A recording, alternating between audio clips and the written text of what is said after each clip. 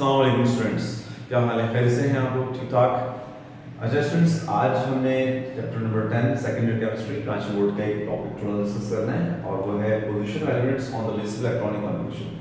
अच्छा, इस सवाल के अंदर ज़्यादातर आपसे पूछा जाता है कि कोई भी एलिमेंट आपको दिया जाता है, उसका एटॉमिक नंबर दे देते हैं या एलिमेंट दे देते हैं और आपसे पूछते हैं कि इस एलिमेंट का ग्रुप पीरियड ब्लॉक वगैरह क्या है। ठीक है, तो फॉर एग्जांपल आपको एक एलिमेंट दे दिया एटॉमिक नंबर 15। ठीक है, ओके, आपसे कहना हमने कहा कि एक तो आप इसकी इलेक्ट्रॉनिक कॉन्फ़िगरेशन करें, ठीक है, फिर इसका पीरियड नंबर मालूम करें, ग्रुप बताइए, ग्रुप कौन सा है, ब्लॉक बताइए, ठीक है, और फैमिली बताइए। ठीक है, अच्छा, समटाइम बैलेंसी भी पूछा जाता है, इसको भी थोड़ा सा डिस्कस कर लेंगे।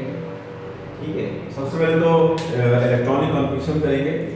1s2, 2s2, 2p6, 3s2 और 3p3 के टोटल 15 इलेक्ट्रॉन्स हैं। तो 15 इलेक्ट्रॉन्स को हमने क्लासिफाई कर लिया, इलेक्ट्रॉनिक कॉन्फ़िगरेशन की।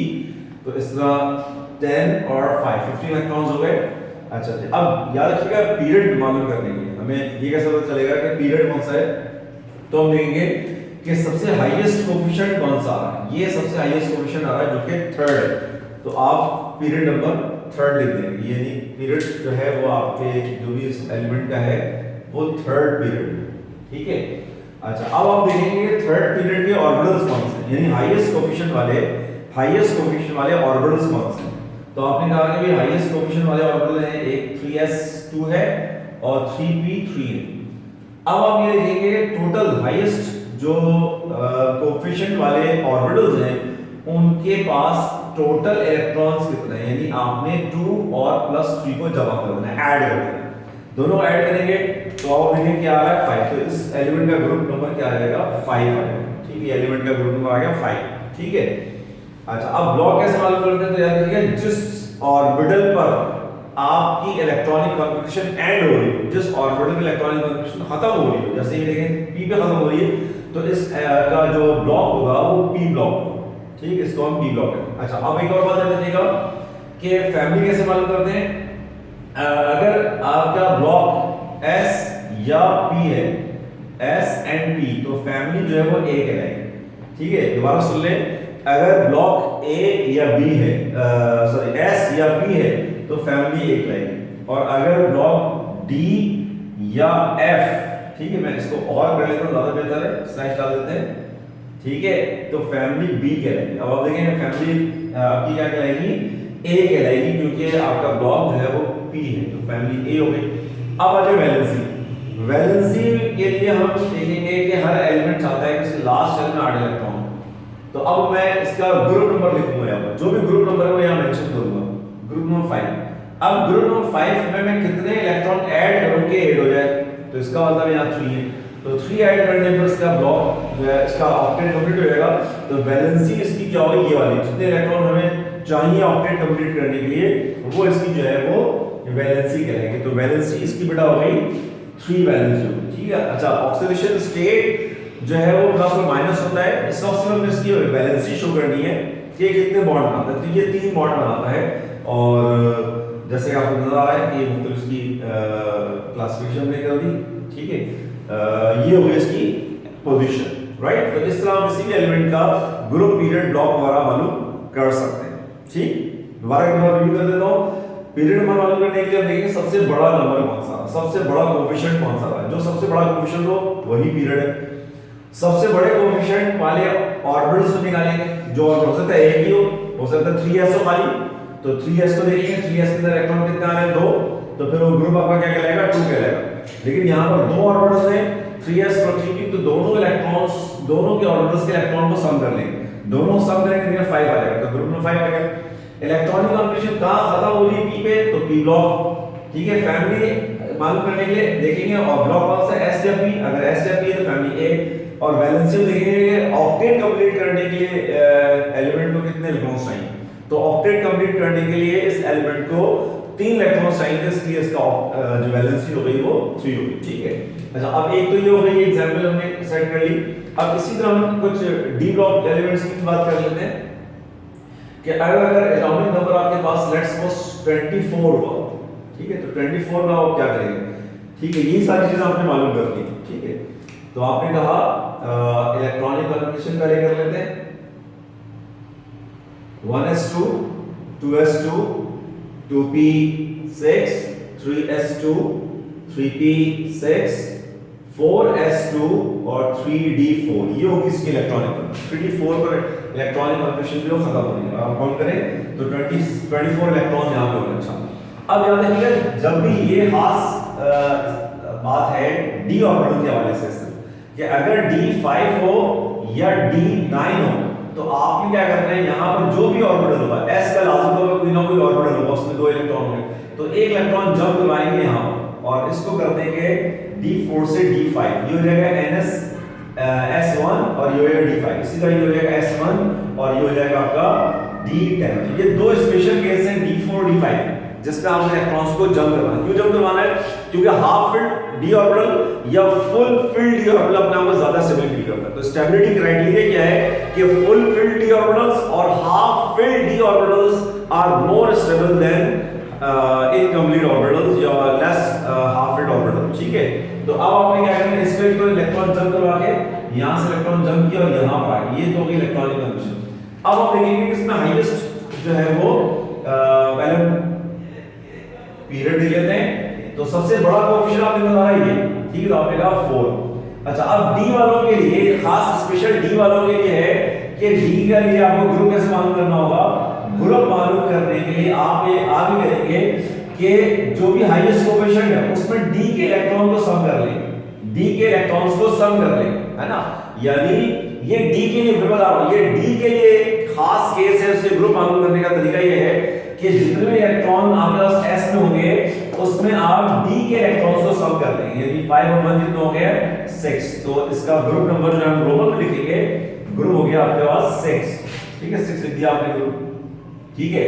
अच्छा, अब मालूम करना है आपको ब्लॉक मालूम करना है, तो ब्लॉक कौन सा, देखो आपकी इलेक्ट्रॉनिक कन्फिगरेशन किस वक्त खत्म हो रही है, आखिरी, देखो आखिरी हाईएस्ट कोएफिशिएंट तो है ये बिल्कुल सही है, लेकिन हम लिखेंगे इलेक्ट्रॉनिक कन्फिगरेशन खत्म क्या हो रही ना, क्योंकि डी में तो 10 तक आते हैं, d1 हुआ d2 d3 d4 d5 पर आकर इलेक्ट्रॉनिक कन्फिगरेशन खत्म हो गई, तो इसका मतलब है ब्लॉक क्या हुआ d1।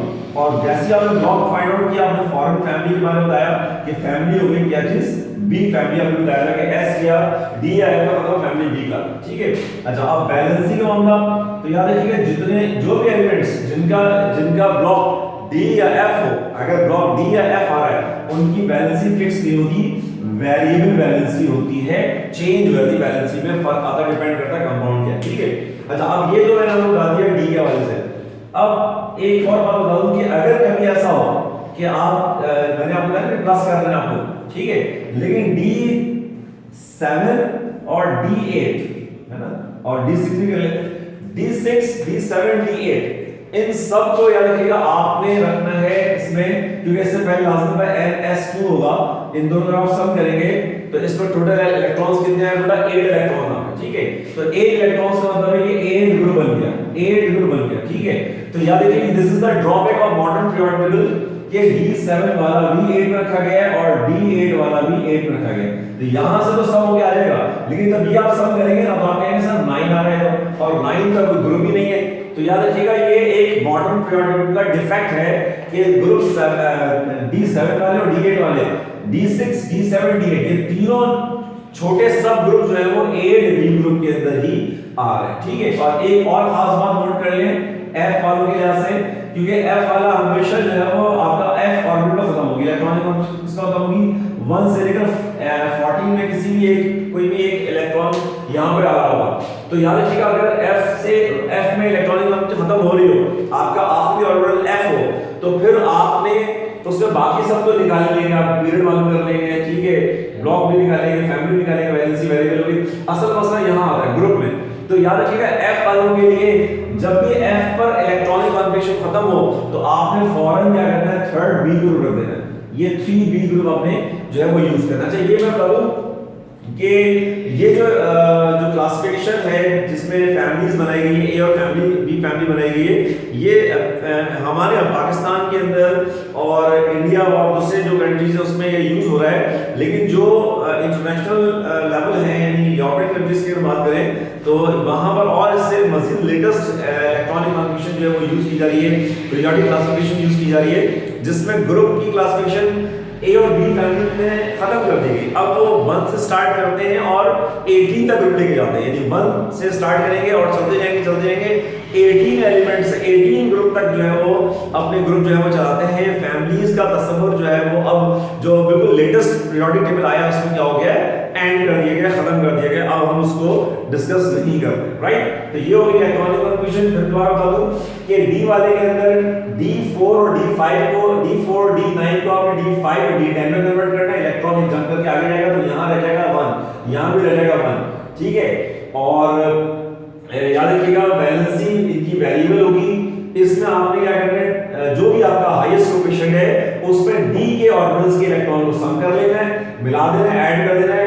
अच्छा स्पेशल केस क्या था, D6 D7 D8, जब भी इलेक्ट्रॉनिक में D6 D7 D8 आया है तो आपने परेशान नहीं होना, उसका ग्रुप 8B या 8B ग्रुप ही रखना है, 8 अपने 8B ग्रुप अपने 8B ग्रुप आपने रखना है, ठीक है। और तीसरी इंपॉर्टेंट ट्रिक बात ये है, अगर इलेक्ट्रॉनिक कन्फर्मेशन F का खत्म हो रही हो, F ऑर्बिटल आपका आखिरी ऑर्बिटल हो इलेक्ट्रॉनिक कन्फर्मेशन के दौरान, तो उसका ग्रुप हमेशा 3rd B होगा, ठीक है। और उसमें किसी किस्म की कोई परेशानी वाली बात नहीं है, कुछ भी हो 1 से लेकर 14 तक कोई भी एलिमेंट हो आपने उसका ग्रुप 3rd B लिखना है, और बाकी तो पीरियड वालों को निकालेंगे, हाईएस्ट कोएफिशिएंट को देखते हैं। अच्छा मैं एक बात और बता दूं कि हाईएस्ट कोएफिशिएंट जो है वो जरूरी नहीं कि आखिर में, जैसे यहां सबसे आखिर में आ रहा था 3rd, तो जरूरी नहीं कि हमेशा आखिर में आए, ये बीच में भी आ सकता है, जैसे यहां देखो बीच में आ गया, तो हम पीरियड को निकालते हैं हाईएस्ट कोएफिशिएंट से, और ग्रुप के लिए हम S और P केस में तो हाईएस्ट कोएफिशिएंट के ऑर्बिटल प्लस करते हैं, लेकिन D केस के अंदर हाईएस्ट कोएफिशिएंट के ऑर्बिटल्स के इलेक्ट्रॉन और D के इलेक्ट्रॉन को सम करते हैं, ठीक है। तो ये बात आई थिंक क्लियर हो होगी, और आई होप कि आज का लेक्चर आपको पसंद आया होगा, और इसमें जो भी प्रॉब्लम हो, कोई बात समझ में नहीं आए तो उसे कमेंट सेक्शन में आप डिस्कस कर सकते हैं मुझसे, और जो ऑनलाइन मुझसे क्लासेस ले रहे हैं वो ऑनलाइन डिस्कशन भी कर सकते हैं, ठीक है। और आई होप लेक्चर समझ में आ गया होगा, और अगर समझ में आया हो तो इसे लाइक कीजिएगा, शेयर कीजिएगा, और साथ साथ जो है इस चैनल पर अगर सब्सक्राइब करना चाहते हैं तो आप सब्सक्राइब कर दीजिएगा। बहुत शुक्रिया, जज़ाकल्लाह, थैंक यू, अल्लाह हाफ़िज़।